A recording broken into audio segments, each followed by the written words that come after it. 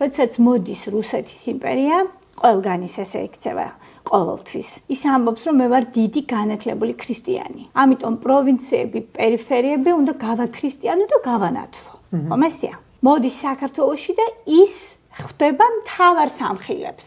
შემამრცხონებულო, თუ მე-5 საუკუნის ბიბლიური ტექსტები აქვს, შენ როგორ გაანათლებ? თუ მე-10 საუკუნიდან აგე მინერალოგიაზე და ზოოლოგიაზე და ასტროლოგიაზე, ასტრონომიაზე მსჯელობს, შენ ვერ მიიტანი განათლებას. ამიტომ შენ არ შეიცვლები, უნდა გააქრო სამხილი.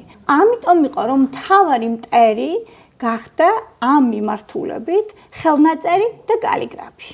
ნაწილი დაწვეს გაანადგურეს, ნაწილი გაზიდეს, რაც გადარჩა საისტორიო საეთნოგრაფიო საზოგადოების ექსპედიციების წყალობით, წერა-კითხვის გამავრცელებელი საზოგადოების ექსპედიციების წყალობით და ასევე საეკლესიო მუზეუმის. ეს 3 ძირითადი კოლექცია გვაქვს, ყველაზე დიდი რაც კი გვაქვს დღეს და პირდაპირ ჩანაწერებია, რამდენი სიგელი იპოვეს, რამდენი გუჯარი გადარჩა, ასე შემდეგ.